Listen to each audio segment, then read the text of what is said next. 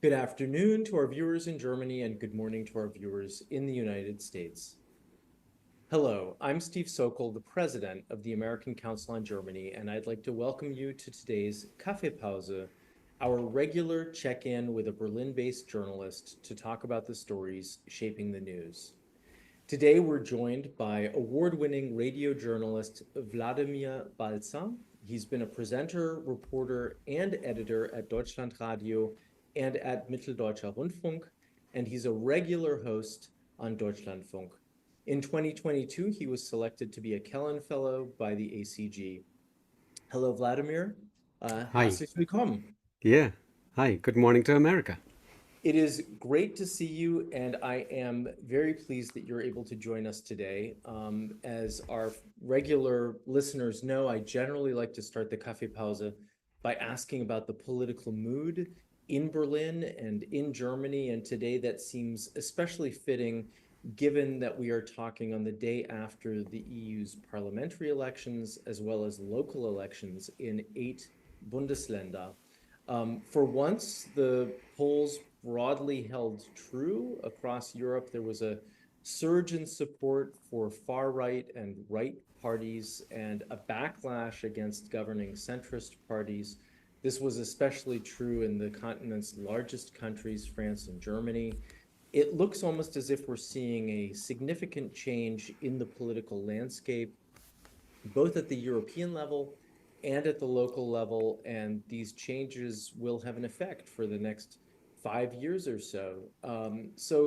Vladimir, let's maybe start by looking at the results of the European election, and then we can dig into what's happening at the state and local level. So, do you want to share with us, just in very broad brushstrokes, your assessment, your analysis of the results, and what they mean for the mood in Berlin today? Well, it's a rather tough mood, to put it that way, at least for the governing coalition of the FDP, the SPD, and the Greens.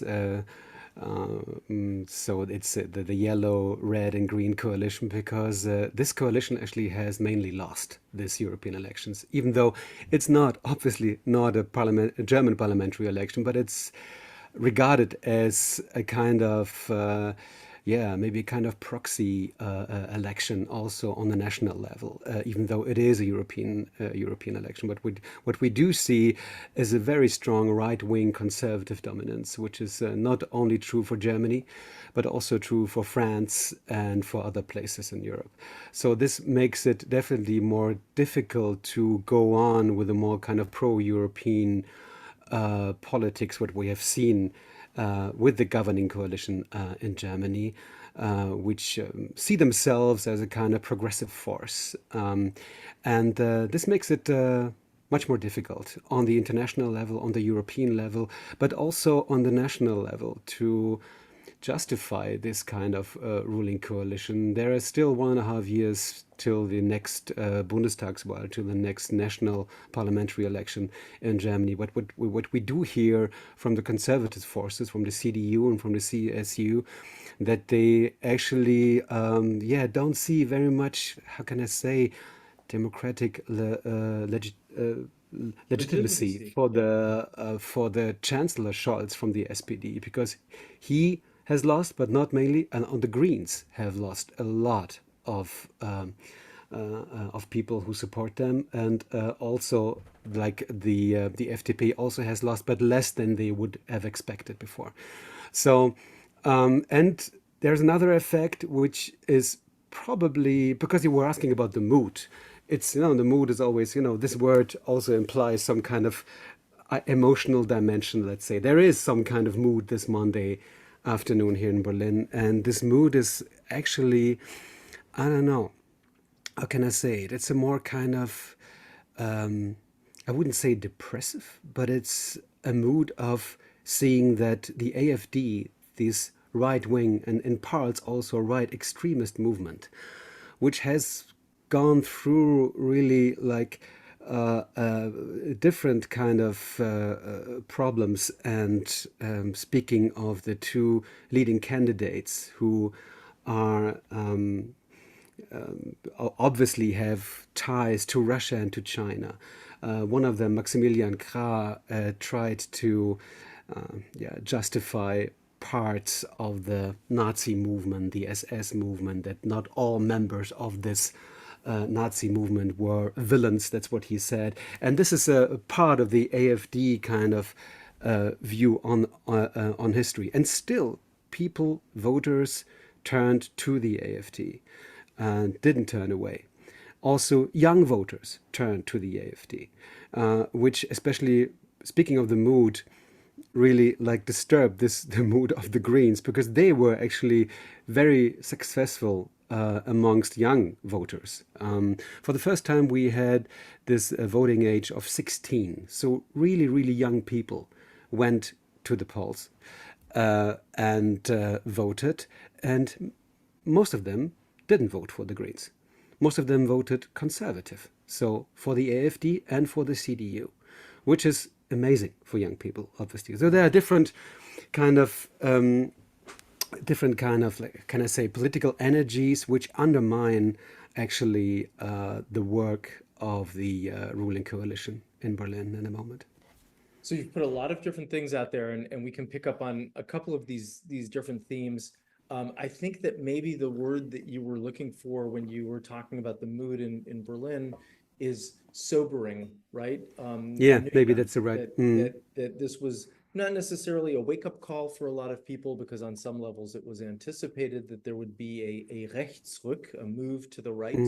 Um, but to now see how it's manifested itself, and to see um, how strong the AfD is, how well they did, must be quite shocking.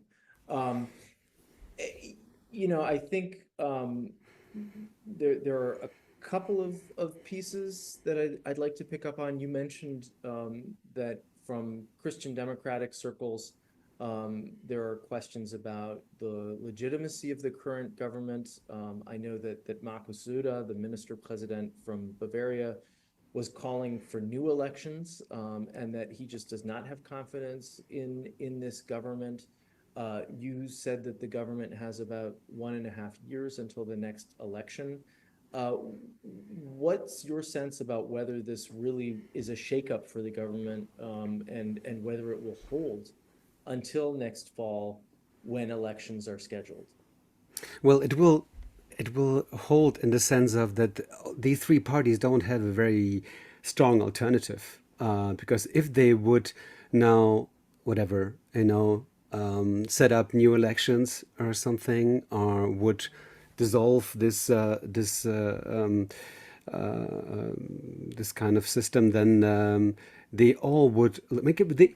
What they did see was like losing mainly in the last couple of months. It's not just yesterday. It's been like in the last month that they were losing really support from voters. The SPD was losing, Greens were losing, FDP was losing. So if there would be any new elections, then for sure there wouldn't be any, let's say, coalition of this kind anymore. So they would all lose. FDP would even struggle to get in back into the parliament again. We have this 5% kind of Hurdle. yeah, Hurdle. yeah, Yeah. what you would need to get into the parliament at all. And FDP could have problems to get back into the parliament again. So that's why there is no real alternative. And there is also, on the other hand side, there is still a kind of political project. They see themselves as a kind of progressive force. They want to go on with the economical and other transformations, social transformations, economical transformations, climate change. They want to face climate change with some new political actions. And I don't see really that this coalition is going to fail in the next couple of months. They will at least wait until the elections in September, the local elections in some East German Länder, not only them, but this will be decisive, I think, at the end of the day. We're speaking of Thuringia, Saxony, and Brandenburg. Yeah. The And three German if, states that vote in yeah, September. Yeah. Yeah, exactly. And if they still see this kind of decline of their political force, then this may be a different situation uh, in autumn, in October, in December. Yeah. Although at that point, it's just a year until the next election, and so we'll see. I guess the other issue, of course, is what will happen with the budget negotiations that the current government is engrossed in. I think if I remember correctly, the date for the new budget to be set is about 3 weeks from now in Hmm. early It's in, July. in July. Yeah. Mm. And there are a lot of questions about whether the different viewpoints between the Social Democrats, the Greens, and the Free Democrats can really come together in a cohesive way. This is where some of the tensions between the coalition partners have really played out in recent weeks and very publicly, that one has seen dissent between the coalition partners. But I think the next thing to watch as far as the coalition itself is concerned is how these budget negotiations go, and whether there is more sort of consensus between the coalition parties partners.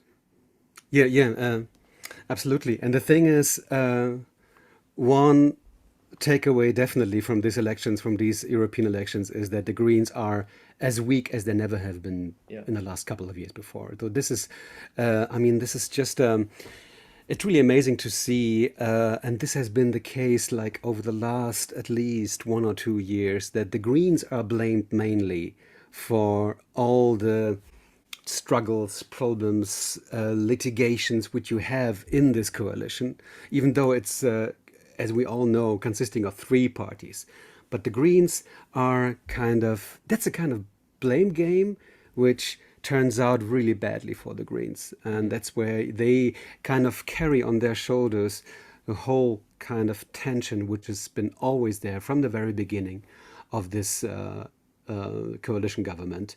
And this is going on also even with the European elections, even though it is a European election. It's not a national election, but still, many voters definitely see it also as a kind of test, Yeah. to show what they think of this coalition. And this is disastrous, definitely, yeah, especially for the Greens.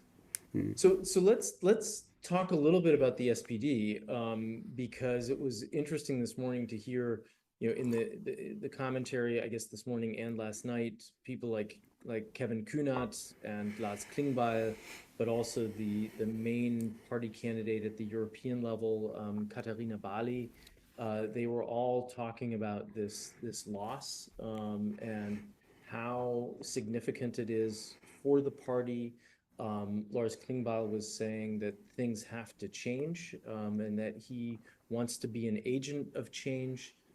Katharina Bali, I heard an interview where she was saying that the SPD just didn't get through with many of the issues that it had on its agenda, and it's fair to say that the party of the chancellor, the Social Democratic Party, had their worst election results, at the European level in history, with even about 600,000 Social Democratic voters going to the AfD, to the Alternative for Germany. So the SPD seems to be in some pretty significant trouble, at the moment.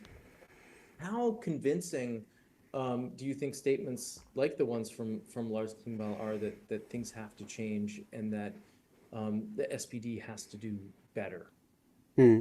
The thing is, it's still not enough analyzed. Actually, I mean, we do see that there is a strong kind of like movement of like people switching in between parties. Obviously, there's in the last couple of years there's not such a how can I say, attachment, would you say that, to the Mhm. traditional parties anymore, which is also true for the Social Democrats, which has been, they are going through, I mean, now, I think even for 20, 25 years now, through a permanent kind of crisis where they can't actually get out of. They are somewhere in between the old social democratic traditions of supporting the working class on the one hand side, on the other hand side, also trying to renew themselves and open up to new also political movements, energies, and to the whole new general situation. Um, and the thing is, SPD hasn't lost as not even considerably lost as much as the Greens. So Mhm. they can see themselves, amongst the losers, they're still the winners, if you want to put it that way. Um, that's why they definitely, yeah, see the Greens as very weak. See also the FDP still very weak, even though they haven't lost very much, Well, and they didn't have that want. much to begin with, right? Yeah, So the that's true. That's true. FDP And was they the are with 5% now, which is not a yeah. very.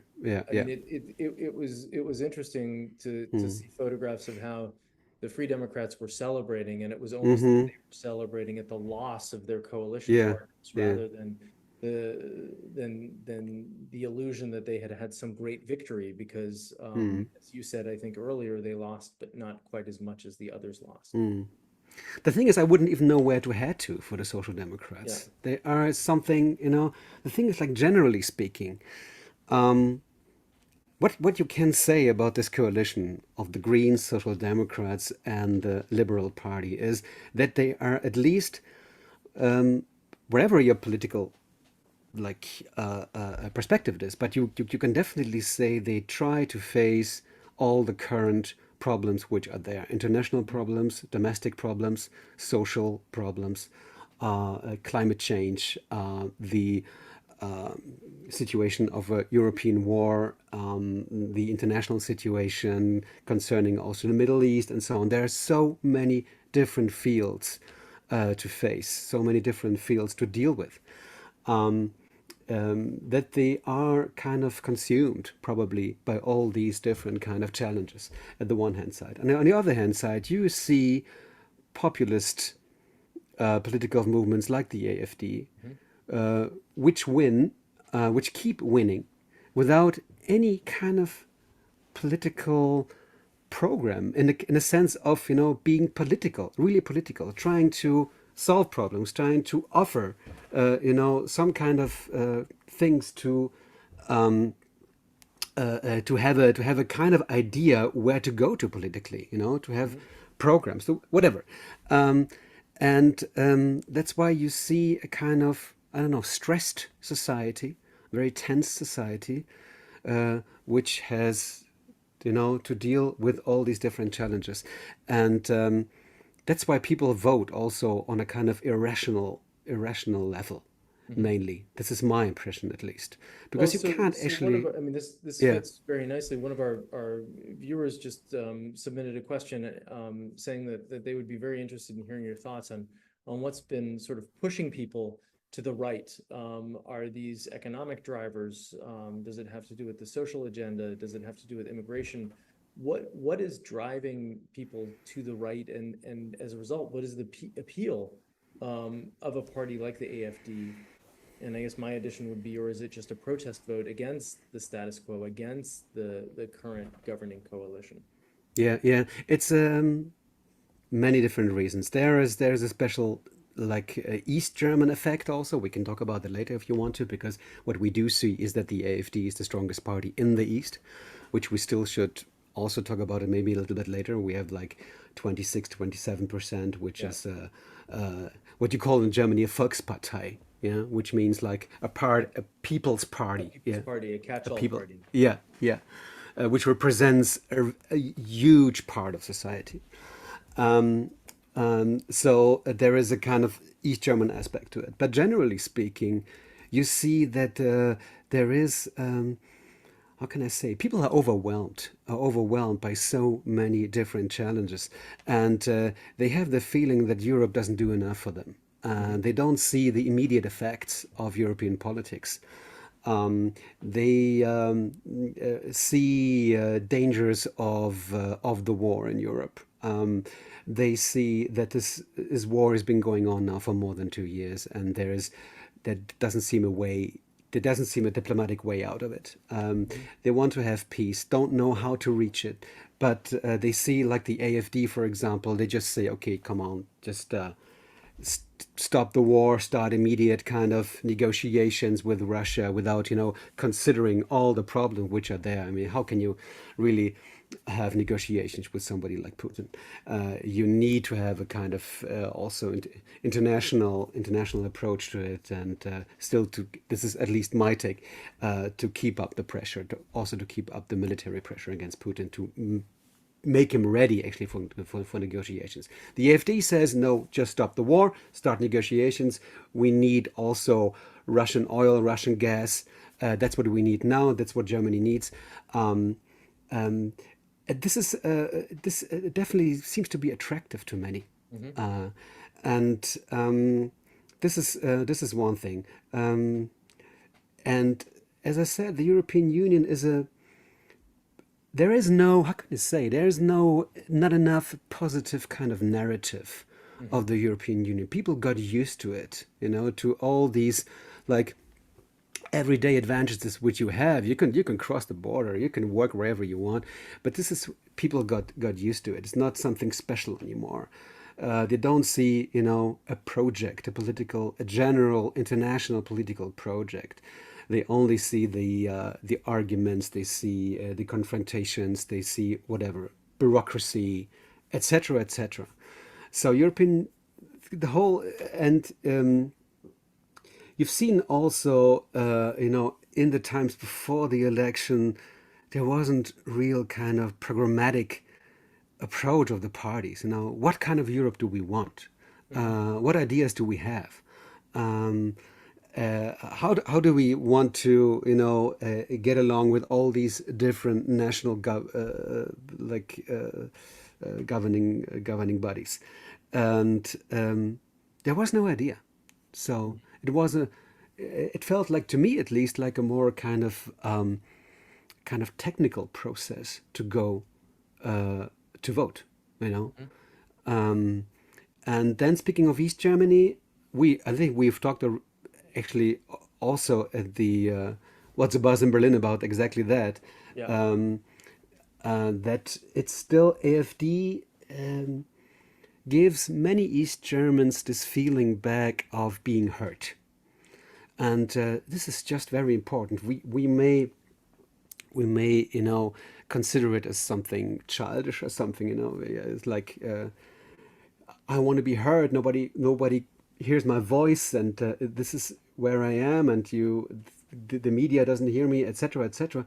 But this is their way of communicating Hmm. to a kind of general public, to say, here we vote for the AfD to make us heard, to make East Germany heard. And the Linkspartei is in a deep, deep crisis, in an existential crisis after Sarah Wagenknecht and her political parts, moved away and established their own party, the Bündnis Sarah Wagenknecht, which is relatively successful also in the East and may also bring some voters back to the left but still populist side Yeah. of politics. I'd like to come back to the East in just a minute and to some of these developments with some of the smaller parties like the Bündnis Sarah Wagenknecht, which did break through at the European level. But before we do that, it's been interesting to hear commentators or comments by people like Manfred Weber, who's a Christian Democrat at the European level from the European People's Party, talking about how important it is for the Christian Democrats, the Social Democrats, and the Free Democrats to hold the middle. Michael Kretschmer, the Christian Democrat minister president in Saxony, was talking about a change in course for the traffic light coalition and how important that is. But he was also talking about how the CDU, CSU, the Union has to solve problems and really address some of the challenges that people are facing. How likely do you think it is that these calls from the political right to hold the middle will really come through and sort of help shape the landscape both in Germany but also now in Europe more broadly? The first thing I thought, like last night when I saw the results and I saw the pretty good results of the CDU and the CSU, I thought, okay, well, they really bear a huge responsibility now.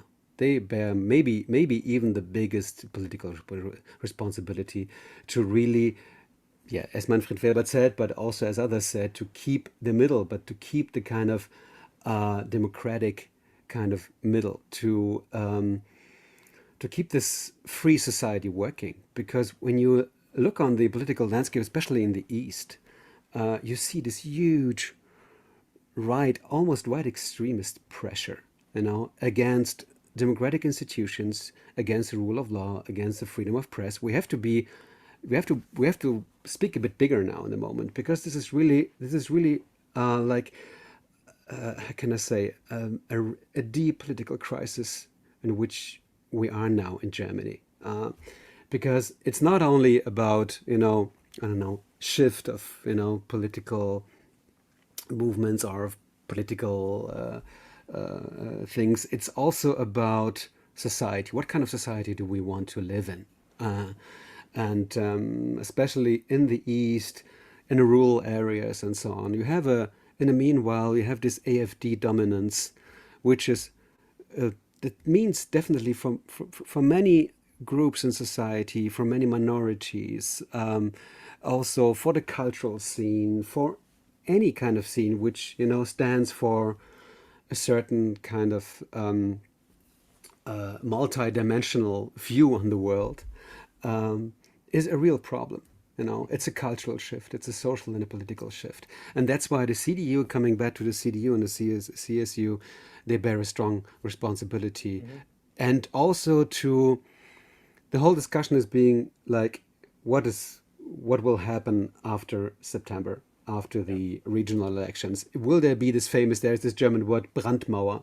I don't know what's the English word for this, but A this firewall wall, moment. the firewall, yeah, the firewall towards the right extremists, um, or if there would be even some, especially regional parliaments, where there is no alternative to at least cooperate with the right extremists Yeah. from the AfD. So the CDU is the strongest democratic movement in Germany in the moment. So let's talk a little bit more about the AfD and about what's going on in the East. The AfD was able to increase its share of votes in the European Parliament. I think it's going from 9 to 16 seats. Nationwide in Germany, it came out with about 16% of the vote, but in Eastern Germany, it was almost, well, not quite double that, but it was 20 over Almost. 27% Yeah. of the vote in Eastern Germany. So tremendous popularity in the East. One of my colleagues who's actually in Erfurt at the moment just texted me as we were getting started with our conversation today and said each of the discussions that she and her group have had in Erfurt today have focused on the fear and the concern that people have of what happens if the AfD gets into government and is actually leading in government. Vladimir, you of course grew up in Leipzig, so you were born in the East. You have a sense of what's going on there. But the AfD seems to really have tapped a nerve in people, and I think that you were absolutely right that many people in the East feel unheard, and that this is a way to communicate their concerns. Um, but what struck me was there have been, in the run up to this election, a couple of scandals with some key candidates in the AfD, Maximilian Krah and Peter Breistron, both were hit with some political scandals. And yet, this didn't seem to have any sort of effect in how well the AfD did. Can you talk a little bit more about why you think the AfD is sort of grabbing this attention, and whether you think it could be the largest political party or political factor in Eastern Germany, or at least in parts of Eastern Germany, um, given the state elections on the horizon in September and, of course, national elections next fall? Yeah. There may be many different reasons. Interestingly enough, I don't know if this news reached you that the Maximilian Krah you were mentioning, one of the two candidates, which was obviously involved, with some scandals and had connections to Russia, China, whatever, trying to see German past a bit differently than it should be seen, will not represent AfD in the European Parliament, which is Right, the still party's distanced himself from yeah, him. which is Just, interestingly enough how yeah. this will work out because he has been elected. Like I mean, you may be against him, but he is still like has been elected in a democratic way, and he was on the ballot. He wasn't even number one on the ballot. So let's see how this turns out at the end of the day. How AfD really manages to distance itself from its main candidate, which Mhm. is unprecedented, I'd say, in German history. You know, that you have somebody on the ballot, he is elected, and with a good vote, and still doesn't is not meant to represent its own party. The thing is, many AfD supporters don't care so much about the persons which are at the top of the ballot. Uh, there is this German saying, you could actually you could put up, how can you say, ein Besenstiel. What's the English word for that? Or a broom, Yeah, a right? broom. You could put up a broom and would still be voted for. Yeah. So this may be exaggerated, but it's the people themselves, the personalities themselves, are not the main reasons to vote for, which is a different, for example, to Sarah Wagenknecht, who as a person is very important, obviously, Mhm. for the Bündnis Sarah Wagenknecht, for this left populist movement. She herself is very important.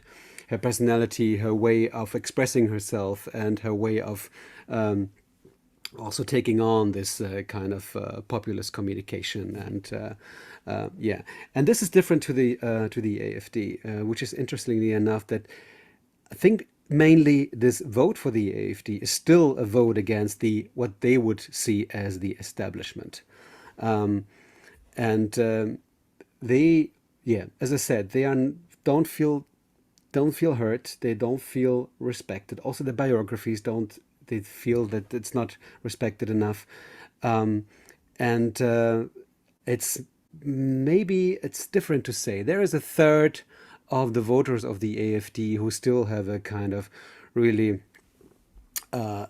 clear right extremist worldview, but this is just a third. Another third is just generally, voting against the establishment, quote unquote. And another third is just kind of shifting with every election, where to go. Sometimes they vote for the CDU, sometimes they voted even before for the Linkspartei, and so on. And that's why there are just many different reasons to vote for the AfD. And it's a but what is definitely common is this kind of nationalistic kind of approach to see Germany as one of the leading economies in Europe, paying allegedly too much for the European Union, not getting enough back, which is not true. I mean, the facts are just different. Um, and as I said, it's not. Maybe there is no, how can I say, there is no final political explanation for this. It's a more kind of irrational, emotional, cultural thing than a real political thing. And speaking of the younger people, this was really amazing to see because younger people, like we're speaking of 16, 17-year-old, 18-year-old, they are like bombarded by the social media posts of the AfD, which is the absolute number one on the social media, on the political social media market in Germany.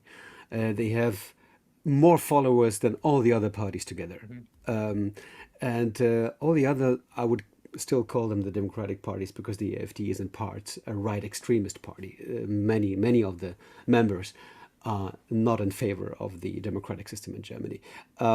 The other parties, the democratic parties, just, I don't know, woke up too late to this political social media market and to realize how important that is. Speaking of TikTok, for example, yeah, just take a look on the TikTok account of the AFD, of the national AFD. They are just extremely successful with that, with very easy, entertaining kind of posts, which they are kind of having fun. It's not. It doesn't even seem aggressive. They are trying to hide their real kind of nationalistic, right-wing, anti-progressive approach with their kind of entertaining performance, and appealing to young people in schools on that way without being political in the sense how we would understand it. There's no analysis. There's no kind of program. There's no idea. It's just even a depoliticization of the discourse, Yeah. which they are very successful with. Yeah. So this is, as you said, this is a new group of voters. I guess the rules just changed, and as of this election, 16 to 18-year-olds were allowed to vote in the EU parliamentary election. But as I mentioned at the outset, 8 federal states in Germany also had local elections, and those new young voters were not able to vote in those elections. They could only vote in the European elections.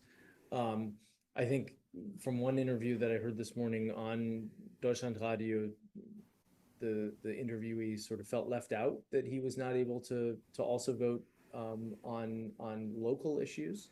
But let's talk a little bit about the Kommunalwahl and the local elections that took place, because I think that this was also a very important indicator of sort of the mood at more of the grassroots level.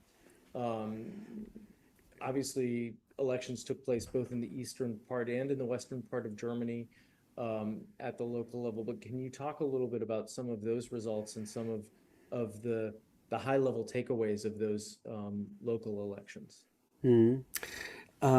We have to differentiate a little bit. Let's give you an example. I mean, if you look on the map of Berlin, this is where I'm sitting here now. Right. Berlin is like divided in three political parts after this European elections. Just, I mean, we didn't have like state elections in Berlin. I'm just mentioning that it's very.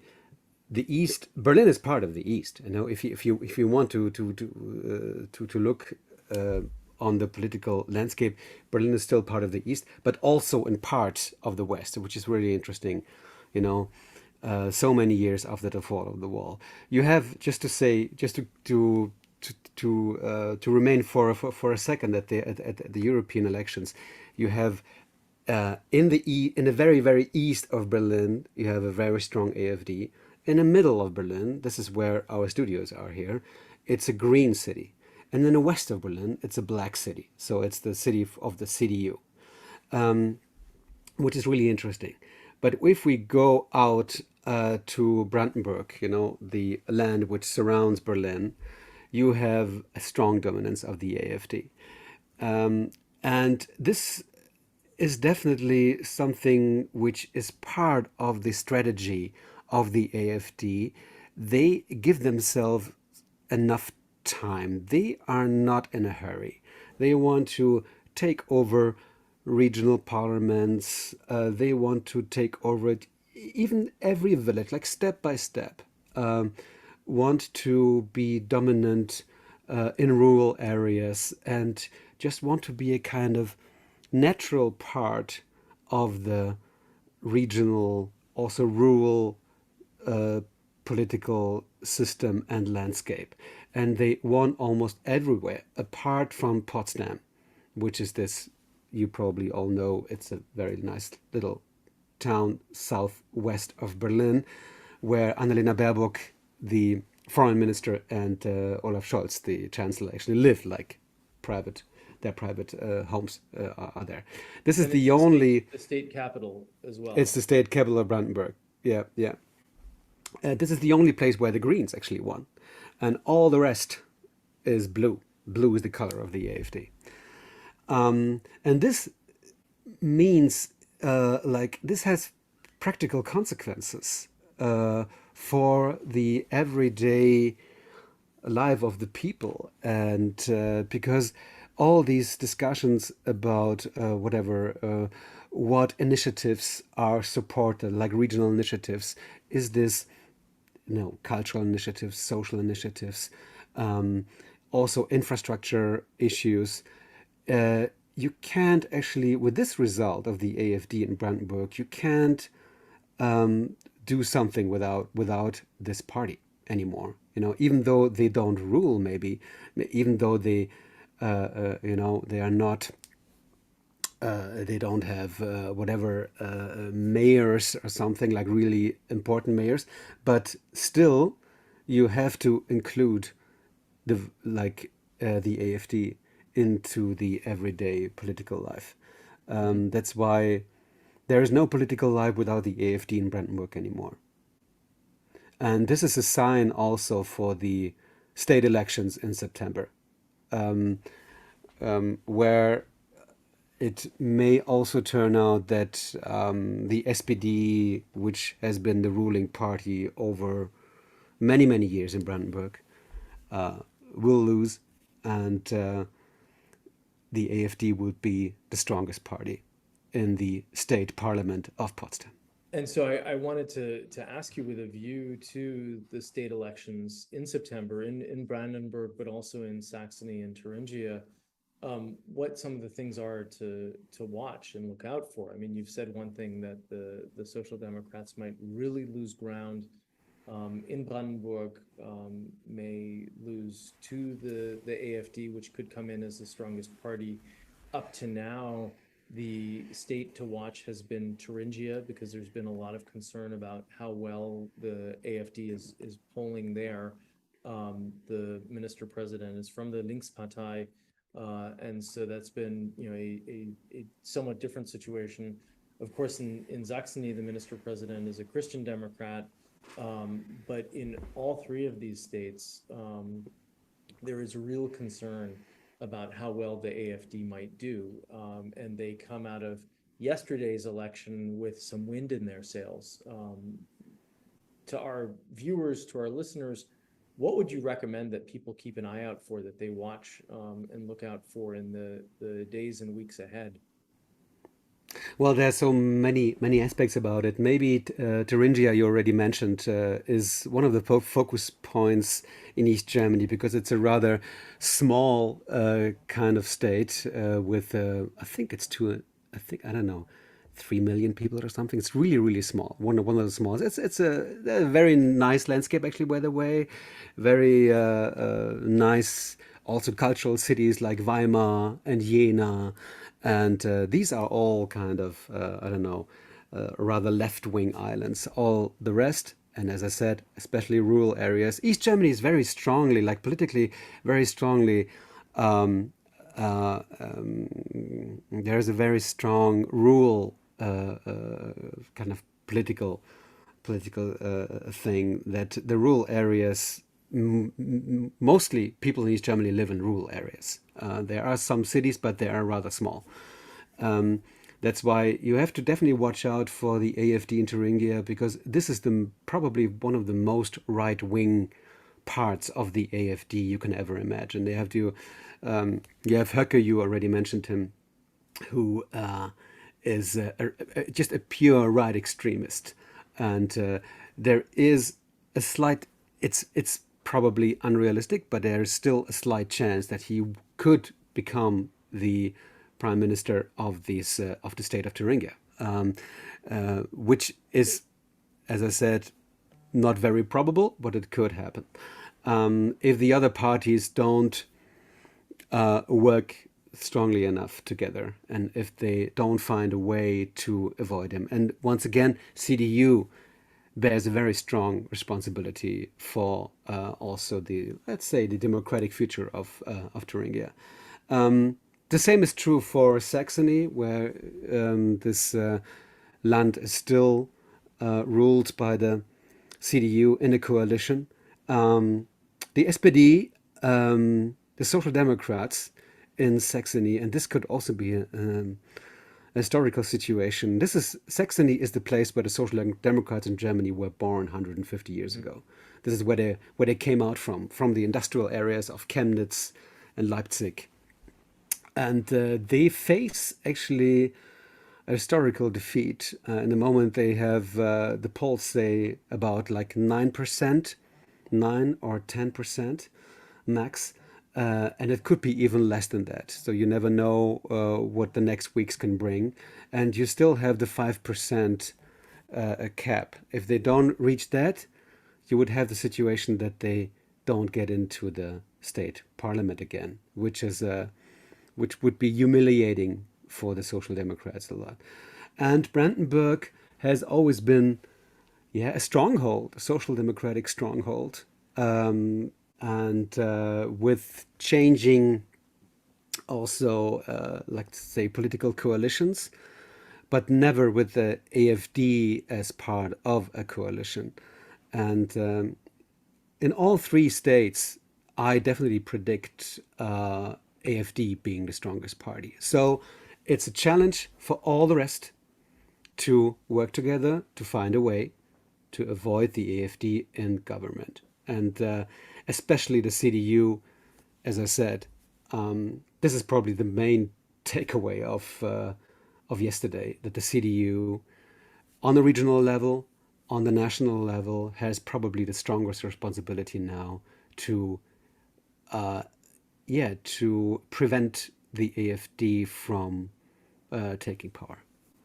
So in closing, let me ask you the question that I sort of struggle with, and will continue to struggle with, which is, how does one deal with a fundamentally anti-democratic party, which the AfD is, which was democratically elected? And I think one of the biggest concerns that I have is that if your prognosis is correct, that the AfD could be the strongest party in each of those three states. How do the other political parties react? Do they try to form a governing coalition that basically blocks the AfD, but where they really have very little in common other than their desire to block the AfD? That That's the problem. would be a huge problem for those states. Absolutely, because this is a huge problem also for the political variety of the country in general. Because that's not the idea of a it's not the idea of a democratic parliament that all parties kind of join forces to prevent another party from taking power. That's not the idea. The idea is of remaining remaining a really you have all these different political forces, and you have different political offers for the voters. And if the AfD is so strong that you have to, get over your political differences, I'm not sure if this is good for the democratic culture. It's not good at all.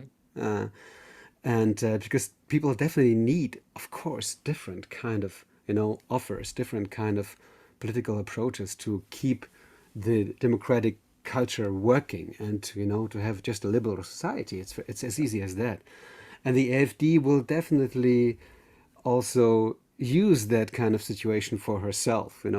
They will sell it. They will say, "Okay, look at them. I mean, the establishment. The only thing to prevent us is that they all join forces. That's the only thing they see. They don't have a real idea how to defeat us. They just join forces. I mean, is that the democracy you want to? This would be their way of marketing themselves. And let's see. I mean, the CDU they have decided not to work together with the Linkspartei. They haven't decided about the BSW, about the Bündnisser Wagenknecht. There could be some kind of, cooperation. There could be some kind of working together. We still don't know how strong the BSW will be. But nor the Social Democrats, nor the Greens, nor the FDP are strong enough to prevent the AfD. The CDU is needed in each of these states. And we just have to hope that that firewall that the Christian Democrats have said exists between them and the AfD. On the local level, it doesn't exist anymore, actually. Yeah.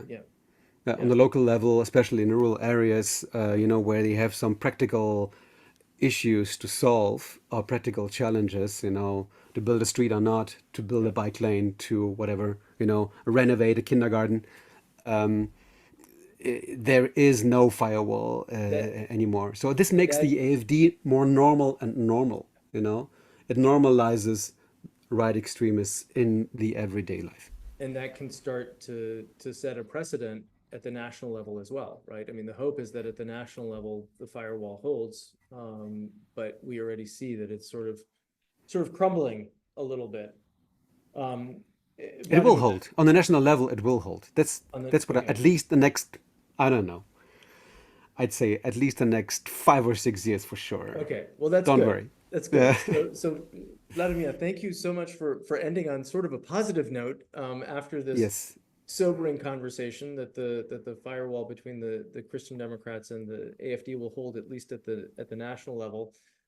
At the latest, I would love to have you back again to have a conversation in September around the time of the elections in the three Eastern German states, because your insights are incredibly valuable. But for now, I just want to say once again, herzlichen Dank. Thank you so much for taking the time to talk with us and share your insights on yesterday's election results. Thanks so much. Thank you for having me.